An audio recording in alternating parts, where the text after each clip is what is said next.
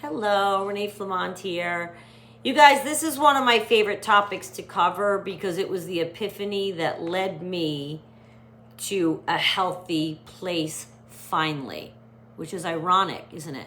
Because we hold on to hope that the narcissist can change. We sit there and we pray and beg and they tell us they're going to try, and we go to therapy and we really count on them changing. We try to talk to them 1,000,001 times only to never have anything change. Well, that can be disconcerting. But once you realize that the narcissist can't change, there's a freedom. Something clicks into place. And I was free of trying to help the situation. I was free of trying to work anything out. I was free of trying to argue, explain, make them see. The realization that the narcissist can't change is humongous in your healing. Humongous. And it took me a long time to accept it. In my research, when I was going through the thick of being heartbroken and this and that, I scoured to find any evidence, video, anything that stated that they could change. There was nothing. I found nothing.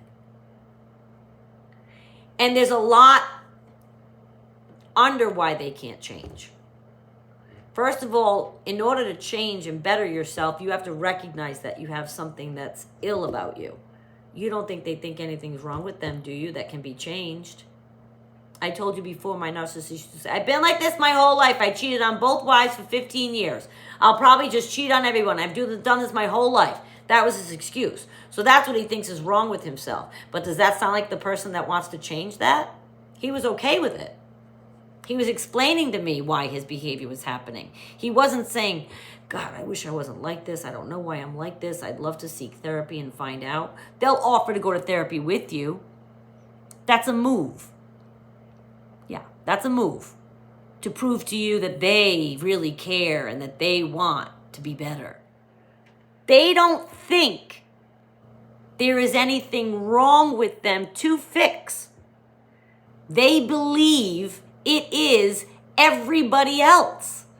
Think of any of the narcissists you know. We talked about 3 subgroups: parents, siblings, children. Any of the narcissists you know who might have ill relationships with any of those subsets. They have a story about how it's everybody's fault. They would never ever say, wow, yeah, I guess all 3 of those subsets, I have ill relationships. It must be me. Let me look inward. Let me see, what am I doing to alienate people? No, they're thinking, well, this one did that. You have to see that, what she did to me. Or he did that. Well, how do you expect me to be close to my brothers when they do this, this, and this?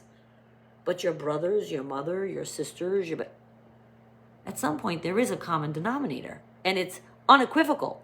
You can't deny it. They deny it. It doesn't matter what you show them. They won't see. And if you can't see what's wrong with you, then you can't even think you're going to fix it.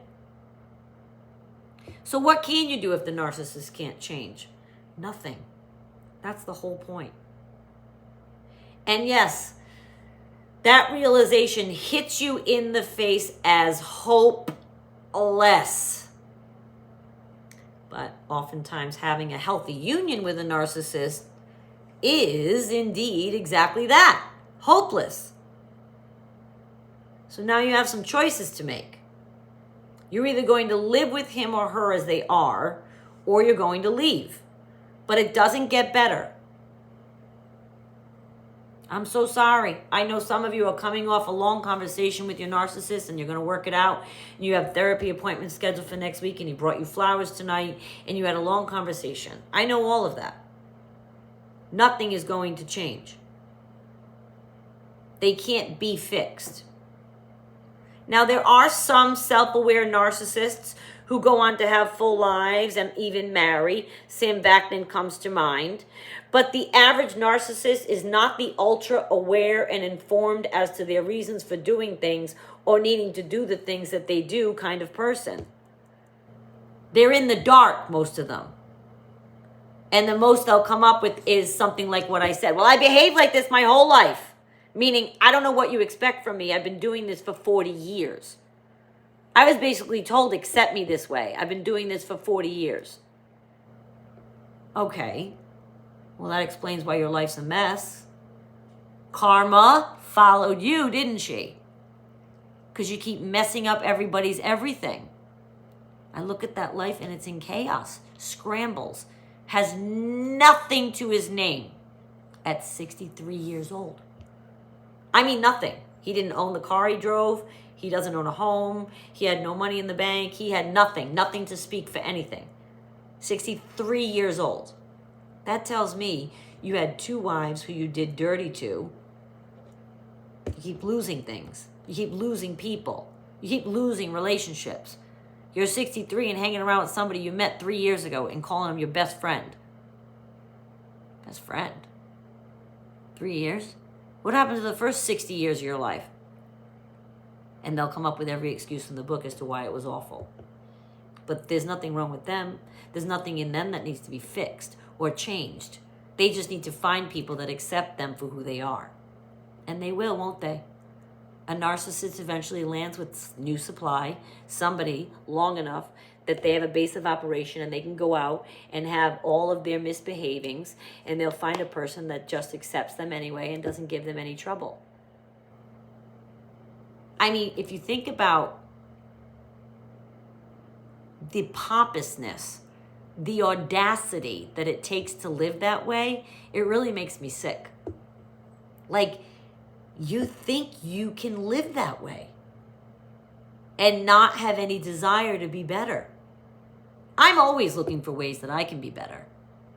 Always. I'll look at, if I have some kind of episode, I'll think, okay, how could I handle that better? How could I have handled that better? How could I have handled that better? We all falter. We're all human. But these people go through life thinking there's nothing wrong with them. So they'll be the person to hold a grudge. I'm going to prove I'm right. I'm not talking to that person anymore. I'm going to stand my ground. Whereas their ground is made of quicksand and there's nothing, no meat or truth to their side of it, their tale, their story, their smearing campaign. There's no side to it that's real. But they've convinced themselves of their own lie, of their own take on the situation, of their own recollection of the turn of events. They'll ignore incident 0 through 26 and concentrate on incident 27, what you did to them finally when you broke. And you called them a name maybe, or you were mean back. Well, you slammed the door in my face.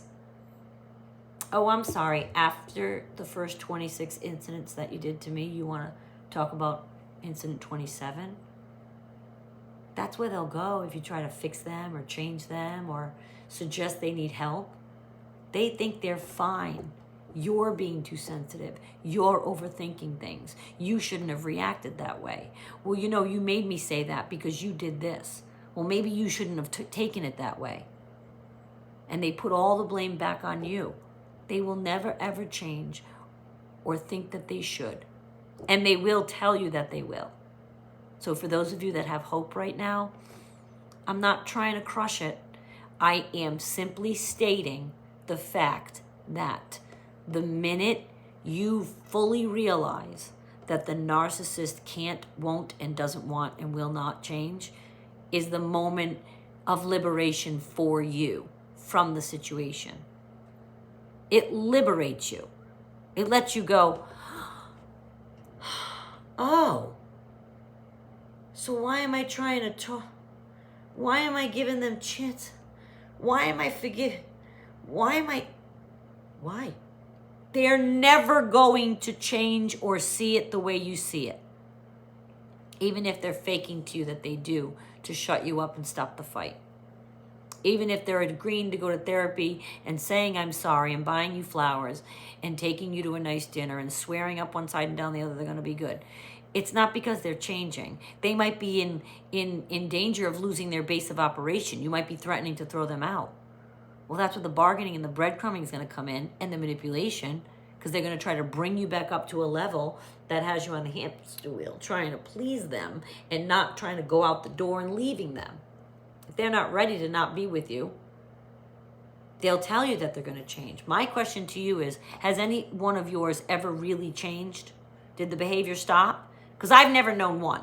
I'm open, but I've never known one. They can behave for a month, 6 months, a year, but all of them that I've known faltered again eventually. And I'm not trying to dash your hopes in a hopeful situation. I am trying to let you know that having a healthy union with a narcissist with this kind of disorder is just not a realistic goal. And I'm trying to save you some time, effort, and energy. I don't ask you to leave. I just want your eyes open. If they're swearing they're going to change, pay close attention. Are they? I don't mean today, this week, this month. Are they perpetually? Are they changing? And don't be dishonest with yourself. Look at everything, all the red flags. No, he wasn't. He was secret on his phone the other day. There you go. You guys have a good weekend, and I'll talk to you next time.